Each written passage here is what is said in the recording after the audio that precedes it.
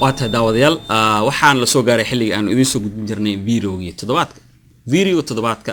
waxa aanu jeclaysanay in aanu gadaal idin celino oo aanu idin xusuusino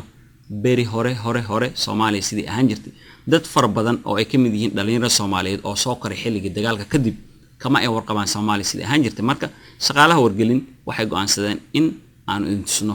sidii aanu ahaan jirnay inaanu dawlad ahayn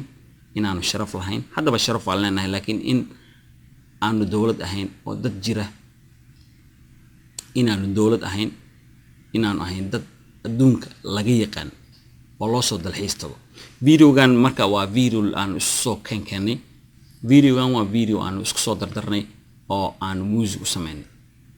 sababta aanu videogan idin tusayno waxa weeye haddii aad og tahay in ay wax ka lumeen way fududahay inaad raadisid ama aad heshid wixii ka lumay Soomaa laakiin haddii aadan ogeyn in ay wax ka maqan yihiin ama wax ka lumeen fadhiga ka kicmaysid marka waa video aan rabnaa in ku gubaabino